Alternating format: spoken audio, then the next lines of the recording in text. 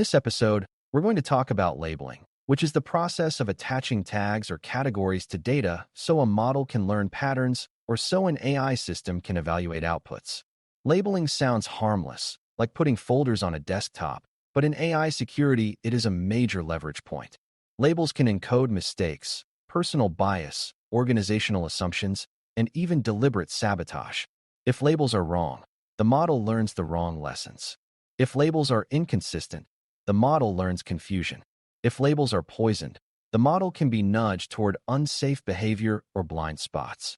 The beginner goal is to understand why labeling is security relevant, how to control label quality without becoming overly technical, how to reduce annotation bias, and how to protect the labeling process from attackers who want to corrupt what your model learns. Before we continue, a quick note. This audio course is a companion to our Course Companion books. The first book is about the exam and provides detailed information on how to pass it best. The second book is a Kindle-only ebook that contains 1,000 flashcards that can be used on your mobile device or Kindle. Check them both out at cyber.author.me in the Bare Metal Study Guide series. A good way to think about labels is that they are decisions frozen in time. When someone labels an alert as benign or malicious, or a ticket as phishing or not phishing, they are capturing their judgment and their context at that moment. Later, the model treats that label as if it is ground truth. But human judgment is not perfect, and context changes.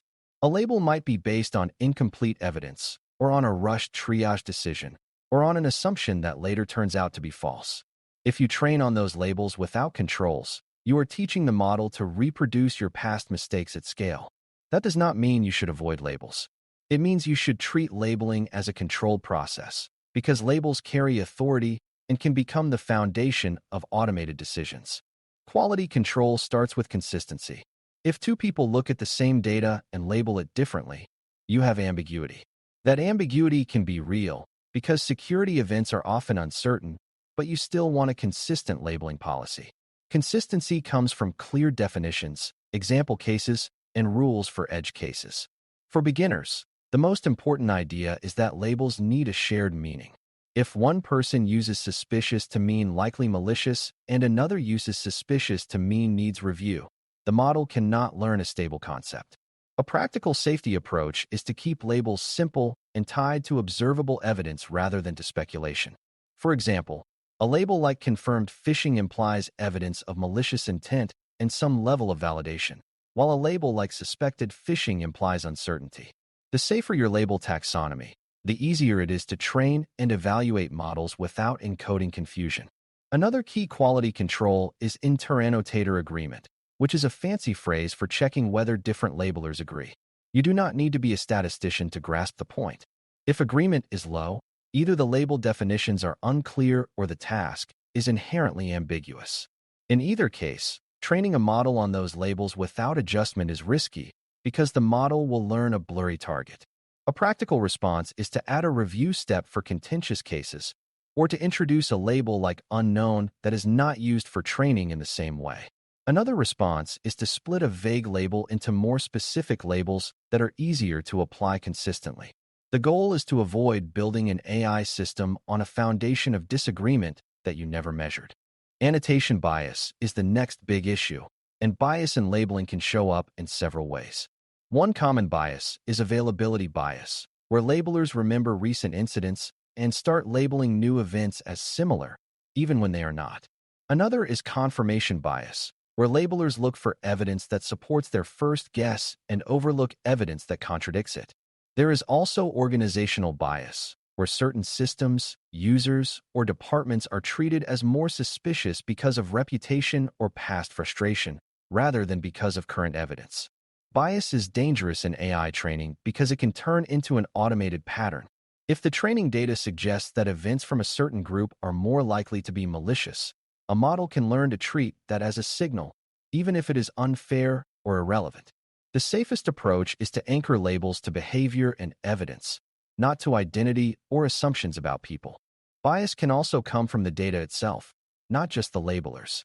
If your detection tools are noisier in one part of the environment, you may generate more alerts there, which means more labels there, which means the model learns more about that part of the environment. That can create uneven performance.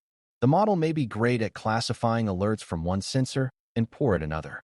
It may also learn that certain alert types are always false positives if that is how your team historically treated them, even if the underlying risk changed. This is why safe labeling includes monitoring label distributions and coverage.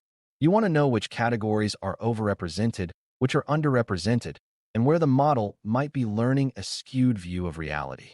Poisoning exposure is the security threat that brings labeling into the spotlight.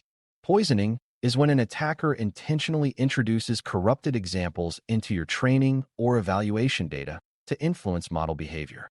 In labeling, poisoning can happen if an attacker can submit tickets, reports, or samples that get labeled and then used for training.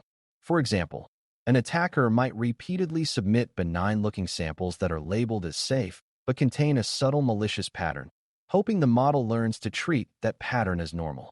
Or an attacker might push labelers to mark certain indicators as false positives so future detections are dismissed. Poisoning can also be internal, like a disgruntled insider who intentionally mislabels data. The key beginner lesson is that training data is an attack surface, and labels are part of that surface because they determine what the model treats as correct. A practical defense is to control who can contribute data that will be labeled for training. Not all data that enters your environment should be eligible to become training data. If you allow untrusted external submissions to become part of training without strict review, you are inviting poisoning. A safer approach is to separate operational data from training data. Operational data is used to do the daily work. Training data is a curated subset that has passed quality checks, provenance checks, and review. That separation slows down the training pipeline a bit, but it dramatically improves safety. It also makes your system easier to audit, because you can explain exactly why a record was included in training and who approved it. Another defense is to use labeling workflows that include sampling, spot checks, and escalation. You do not need to review every label deeply, but you should review enough to detect drift and abuse. Spot checks can focus on high-impact categories, like labels that trigger automated containment or that affect executive reporting. Sampling can be risk-based, meaning you sample more from sources that are lower trust or more exposed to manipulation. Escalation means that if a labeler is unsure, they do not guess. They route the item to a more experienced reviewer or to a policy decision. This reduces the pressure to label everything quickly, which is often how mistakes and biases enter. The safest labeling culture is one where it is acceptable to say uncertain and ask for help. It is also important to handle feedback loops carefully. Many AI systems create feedback loops where the model's outputs influence what humans label next. If a model suggests a label and the human simply accepts it, the model is effectively labeling its own training data. Over time, this can amplify errors. A safer approach is to separate suggestion from decision. The model can suggest, but the human labeler must still evaluate evidence and apply the labeling rules. For high-impact labels, you may require a second reviewer, especially if the model's suggestion conflicts with the human's initial view. This prevents the model from becoming the source of truth for itself. In security, we want independent checks, not self-reinforcing loops. By the end of this episode, the main takeaway is that labeling is not just a machine learning detail. It is a security control. Labels define what the system believes, so label quality and consistency matter. Annotation bias can become automated bias, so you anchor labels to evidence and monitor distributions. Poisoning is a real threat, so you control who contributes training-eligible data and you curate rather than ingest blindly. Add review steps, sampling, and escalation so uncertain cases do not become confident labels. When you treat labeling as a controlled, auditable process, you protect the integrity of what your AI system learns, and you reduce the chance that your models become confidently wrong in ways that attackers can exploit. Thanks for listening. For more audio courses, daily newsletters, and more, please visit BareMetalCyber.com.